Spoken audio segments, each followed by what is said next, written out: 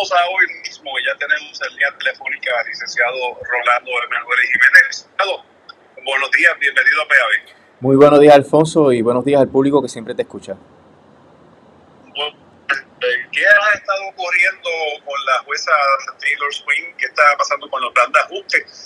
Tengo entendido que hay una serie de mociones que se han presentado en estos días. Sí, la semana pasada le dimos seguimiento a qué ocurriría luego de la vista de confirmación. Pues la acción ha continuado mediante la radicación de diferentes mociones.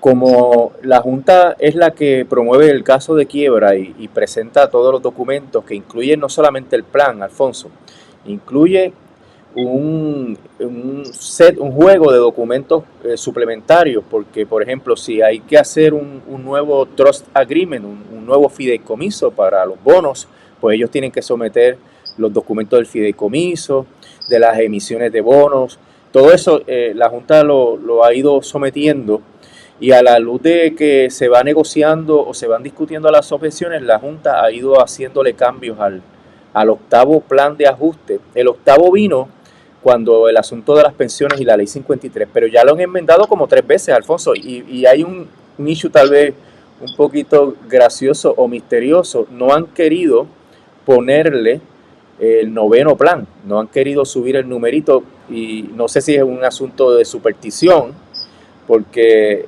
recordarás que el plan de ajuste de Detroit fue el octavo también. Y lo que han hecho es decir, enmendado, octavo plan enmendado. Y eso es porque, en parte, porque las enmiendas que han sometido posteriormente han sido menores. O sea, la Junta ha seguido enmendando el plan para ir ajustándolo a lo que la jueza va diciendo, a lo que van negociando con acreedores.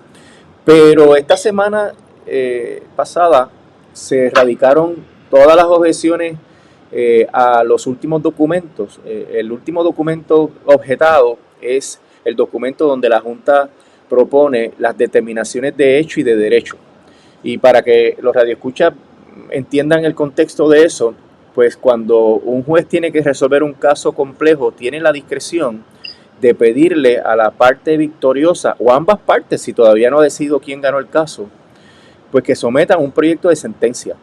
Y el proyecto de sentencia lo escriben los abogados como si fuera el juez. Y el juez lo examina, lo arregla, lo cambia, lo descarta. Tiene que hacer una diligencia rigurosa para evaluar lo que dice el proyecto de sentencia, porque sabes que el abogado o abogada va a cargar la mano a favor de su cliente en el proyecto de sentencia.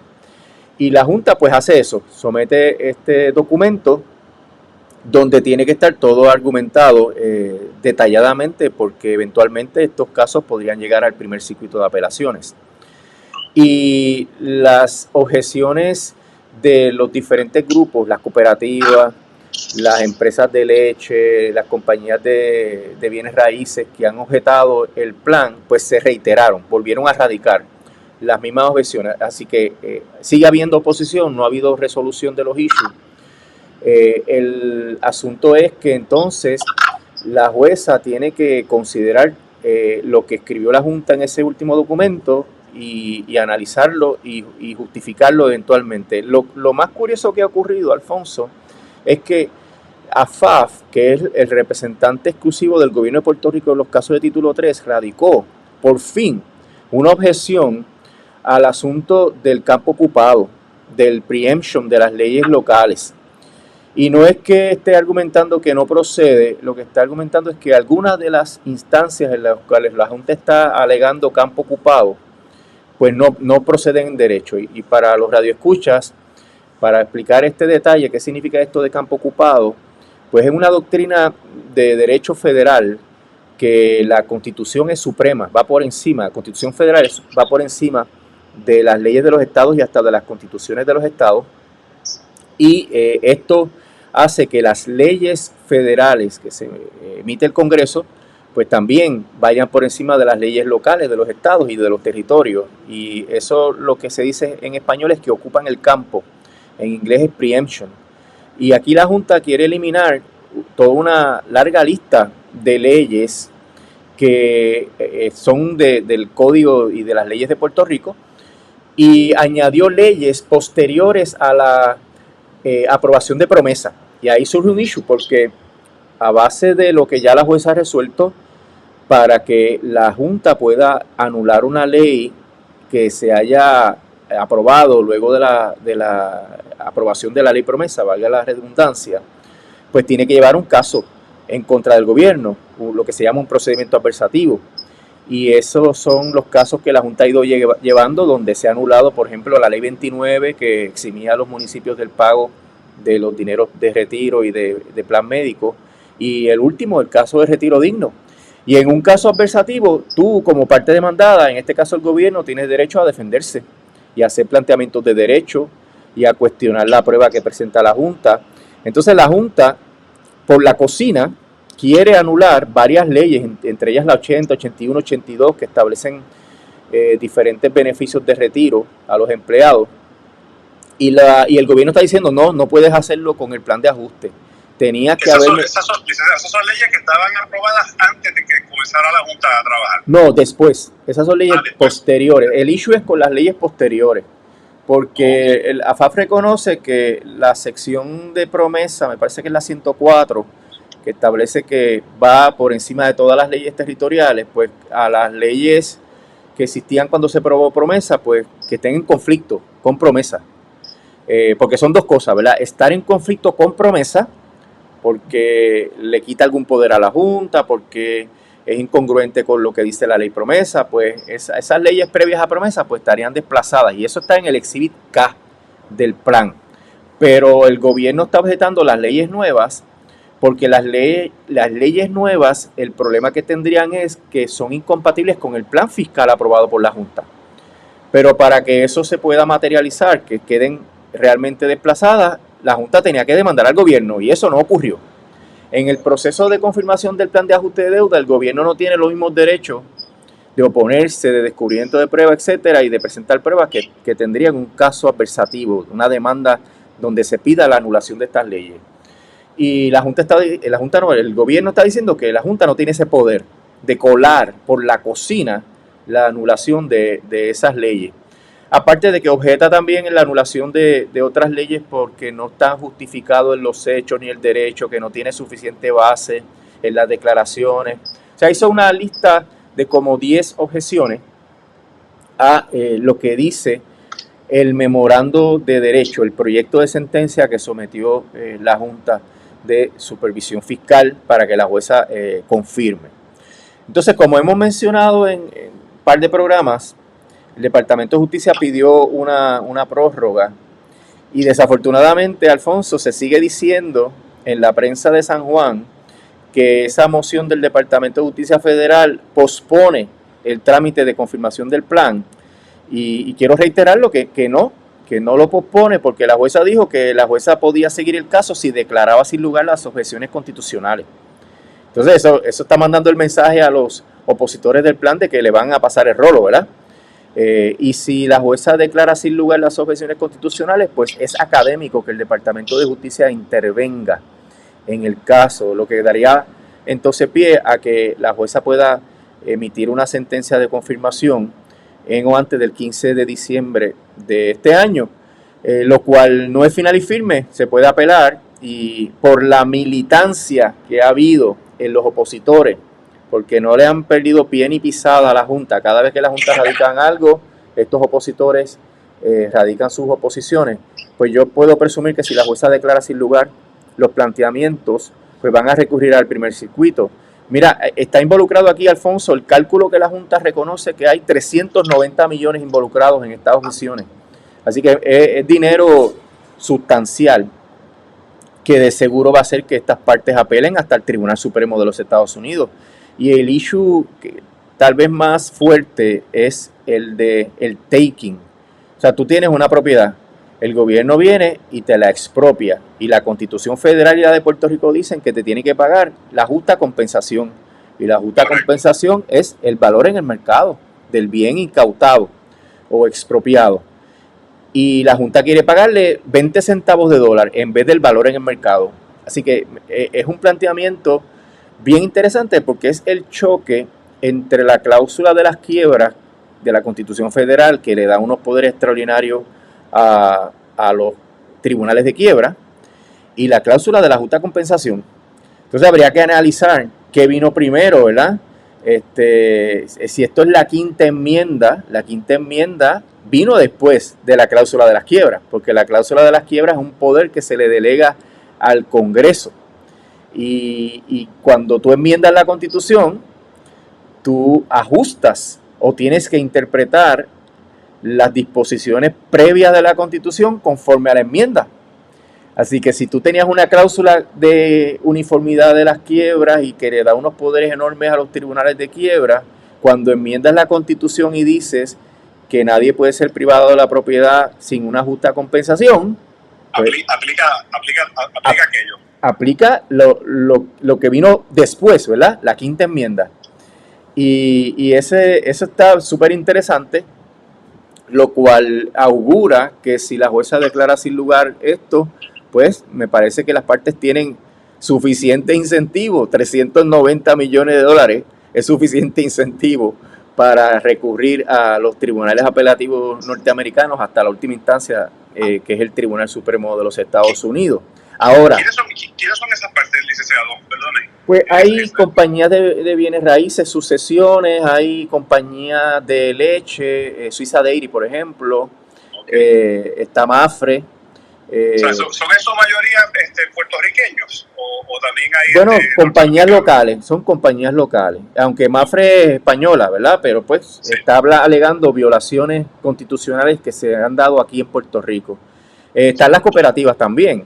Tú sabes que las cooperativas les dieron un tumbe, obligándolas a comprar bonos que no servían para nada, amenazándolas con que si no tendrían que cumplir con ciertos requisitos de ley que las llevarían a la insolvencia. Pues las cooperativas están luchando por su vida porque están alegando que el sistema cooperativista en Puerto Rico podría colapsar con la imposición del plan de ajuste de deuda y con lo que esto implica para COSEC, etcétera.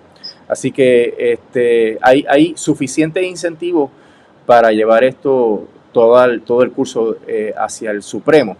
Ahora, con lo que se aprendió en el plan de ajuste de COFINA, donde el Tribunal de Primer Circuito en Boston resolvió que las apelaciones se hicieron académicas porque no pidieron paralizar la ejecución del plan de ajuste, pues ellos tendrán que pedir a la jueza Taylor Swain, está bien, confirmaste el plan, pero paralízalo para que mi apelación no se haga pues académica, porque está la doctrina de equitable mootness, que lo que implica es que si en un momento dado ya todo se consumó, ya se hicieron los intercambios de bonos, se crearon las estructuras y entidades gubernamentales que van a manejar todo esto, si eso ocurre ya no hay nada que hacer porque no se puede virar para atrás todo esto, ¿verdad? No se puede dar marcha atrás en el tiempo. Y con esa enseñanza que hubo en esos casos de las apelaciones de COFINA, pues de seguro van a pedir que se paralice, y eso lo que implica es que el plan, aunque esté confirmado, no se pueda ejecutar. Y eso pues va a tener también unas consecuencias en el asunto de cuándo empiezan los 4 años, porque la Junta podría enmendar el presupuesto ahora, pero podría estar enmendando el presupuesto para incluir una deuda que no se tiene que pagar porque está paralizada la ejecución del plan. Porque tú pagarle a unos acreedores cuando hay otros que están apelando, le viola los derechos a los apelantes, porque estás dándole el dinero que me tocaría a mí como apelante a otras entidades y el caso no es final y firme. Así que va a estar bien interesante sobre si la jueza paraliza completamente el proceso. Si la jueza no paraliza, Alfonso, se lo pueden pedir al primer circuito. Y el primer circuito pues, va a tener que concederlo porque es su propia doctrina la que establece que las partes que apelen de la confirmación de un plan de ajuste de deuda bajo promesa tienen que pedir la paralización para que no se consuma el plan y no se hagan académicas las apelaciones. Así que esto podría posponer todo el proceso de que el plan confirmado llegue a ser final y firme, lo cual podría implicar que tampoco empieza a contar el primer presupuesto en este año 2022 porque tienen hasta junio 30 para enmendar el presupuesto e incluir el pago a la deuda para que el año 2022 cuente entre los 4 años de pues la ley promesa, que dice que tiene que haber 4 presupuestos balanceados consecutivos. Pero según lo que usted nos dice, todo parece indicarle que no va a ocurrir, que esto no se va a resolver a corto plazo. Eso es lo que intuyo si no hay una transacción con los que se están oponiendo al plan de ajuste de deuda por razón constitucional. Y es porque tal vez los planteamientos de Peter Hain no sean tan meritorios porque no los ha desarrollado. Por ejemplo, Peter Hain plantea que este es el bonista individual que ha dado la batalla tanto en COFINA como en el plan de ajuste del gobierno central. Pues Peter Hain ha alegado que la ley promesa viola la cláusula constitucional de las quiebras y hubo una demanda de AMBAC que se transigió. AMBAC es la aseguradora de bonos que llegó a un acuerdo con la Junta en donde se alegó y se argumentó con algún tipo de detalle eso. Él podría utilizar eso, pero en términos del proceso de confirmación no ha habido un desarrollo de la teoría sobre ese asunto con toda profundidad. Pero el asunto de la quinta enmienda, como expliqué, tiene mérito. Es un asunto significativo, porque es un asunto de interpretación constitucional que el Tribunal de Apelaciones tiene que entrar a resolver. Y sin que no hay precedentes sobre eso, licenciado. Hay precedentes, pero no completos, en el sentido de que te aclaren definitivamente la controversia. O sea, que hay precedentes que permiten que se agarre por un lado y que se agarre por otro. Sí, esa es la ambigüedad que hay. Y al haber ambigüedad, pues la Junta se está pegando del lado que le conviene a ellos y los opositores obviamente se están apelando apegando a una lógica constitucional muy sólida. Una enmienda posterior a la Constitución obliga a que la interpretación de las disposiciones previas se ajuste a esa enmienda, porque el país o el Congreso que inicia el proceso de enmienda constitucional y luego los estados que lo ratifican no pueden estar contemplando cosas absurdas, ¿verdad? Enmiendas a la Constitución que no impliquen cambios a lo que ya estaba redactado. Así que como son planteamientos meritorios, pues es previsible que haya un atraso en todo el proceso de implantación del plan, pero la Junta tiene la solución en las manos, es transigir, y yo no dudo que están negociando intensamente para que, pues, si me tocan 2 millones, pues dame 1,5 millones, y así cuadramos el asunto y yo no tengo que apelar y me paga, pero habría que enmendar el plan y todo esto para incluir esas nuevas transacciones. Suena extremadamente complejo. Sí, acuérdate que tienen también el auxilio, aunque esto abiertamente no se le haya referido a los mediadores. Podría ser que los mediadores estén interviniendo en esta controversia.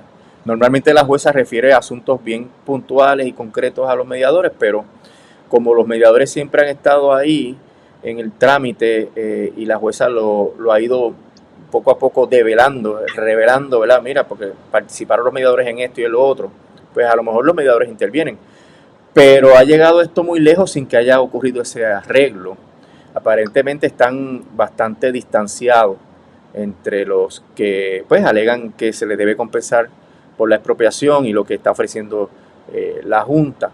Pero yo creo que para evitar todas estas posposiciones y este colapso del caso, si el circuito revocara, le conviene a la Junta llegar a unas transacciones con estos grupos.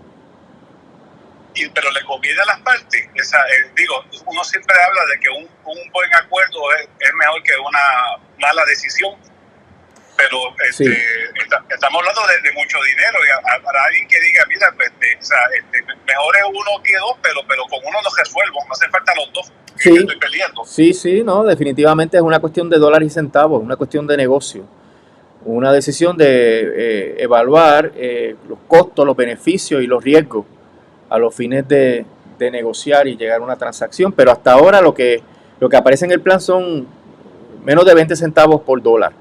Y ahí pues, o sea, no llega ni a la mitad lo que van a recibir estos opositores al plan de ajuste de deuda, así que todavía lo que están ofreciendo es muy poco y tiene razón para oponerse porque el planteamiento que tienen es bastante sólido. Usted nos planteó lo de la cooperativa, un colapso de la cooperativa en Puerto Rico sería un golpe durísimo al país. Sí, y precisamente ellos están alegando que son un servicio esencial, que es una parte esencial de la economía de Puerto Rico y que por eso debe dársele un tratamiento pues a tono con la importancia que tienen en el mercado financiero de Puerto Rico, pero hasta ahora pues la Junta no ha querido ceder. Ellos tienen una reclamación, un procedimiento adversativo, que estaban haciendo toda una serie de cuestionamientos a las acciones de la Junta, y eso es lo que ellos alegan que impide que se confirme el plan, porque no se ha llegado a una adjudicación completa y razonada y justificada de su reclamo. Y al no haberse resuelto su reclamo, la jueza no puede confirmar el plan porque no se sabe dónde está parada cada una de esas cooperativas. Y esto pues tiene una importancia porque pues la economía de Puerto Rico ha estado muy golpeada, el sector cooperativista ha sufrido muchísimo, pero le presta un servicio incalculable, ¿verdad?, al pueblo de Puerto Rico, particularmente a los consumidores más pobres del país. Sí, especialmente cuando ya la banca no era la banca de hace 10, 20 años atrás. Sí, lo que quedan son básicamente 3 bancos. Y eso hace que tengan poder oligopólico. Yo no sé si tú has notado que los bancos ahora te cobran por respirar. Tú entras a la sucursal y ya por respirar te están poniendo un cargo, ¿verdad? Cualquier papel que tú pidas te lo cobran. Y eso, $2 por cambiar un cheque que sea de otro banco, sí, aunque sea de otro banco local. Sí, y eso viene porque al concentrarse el mercado, tú no tener otras opciones, no haber... Eso es economía capitalista básica, ¿verdad? Si no hay competencia, pues el que tiene el control del mercado, en este caso estos 3 bancos, pues abusa de los consumidores y pone el precio que le da la gana. Y efectivamente eso es lo que está pasando. Tú no puedes pedirle ni un servicio al banco sin que te lo quieran cobrar. Antes de concluir, todavía está pendiente el plan de ajuste de deuda de la Autoridad de Energía Eléctrica. Correcto. Y eso... esa es otra caja de Pandora. Esa es otra caja de Pandora, Alfonso, porque pues contempla aumentos dramáticos a la tarifa. Y hay unas noticias que a mí me preocupan mucho, y es que en octubre el consumo energético bajó dramáticamente. Y no es la primera vez que se anuncia una baja sustancial en el consumo de energía.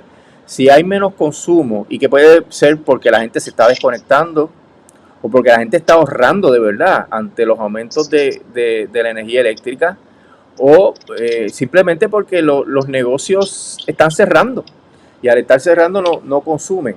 Pero si baja el consumo, bajan los recaudos de la autoridad, y si bajan los recaudos, las probabilidades de poder cumplir con un plan de ajuste de deuda leonino como es lo que ha negociado la Junta, porque la Junta alegó en una demanda muy bien fundamentada que los bonos de la autoridad son chatarra, que no valen nada, que se les puede dar 0, y sin embargo transigieron por más del 60%. Y si la autoridad tiene una merma en los ingresos, ¿qué va a hacer Luma? Aumentar la tarifa. Y ese aumento de la tarifa de Luma va a ser por encima de los aumentos que establece el RSA, que es 4.6 centavos por kilovatio hora. Y esos aumentos de tarifa, aunque la demanda de energía no es elástica, ¿verdad?, en términos economistas, no responde a estos aumentos de precios, porque la gente necesita la energía eléctrica, pero en la medida que tú te puedas desconectar, en la medida que tú puedas ahorrar, pues no prendas el calentador nada más que cuando te vas a bañar, no prendes los aire acondicionados nada más que es cuando sea indispensable, pues baja el consumo, baja los recaudos y se le aprieta la cosa a la autoridad con el pago de los bonos conforme a lo que están proponiendo en ese plan de ajuste de deuda. Eso es lo único, que quizás la gente, porque no puede pagar, ahorra, y en la manera de que ahorra va a tener que pagar más todavía.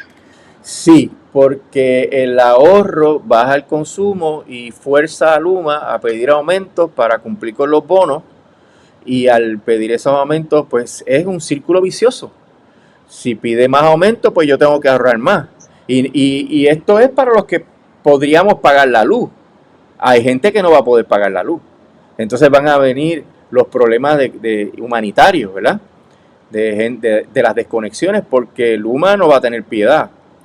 Y cuando se apruebe el plan de ajuste en el RSA, hay disposiciones sobre las desconexiones, que no se tenga piedad con las desconexiones.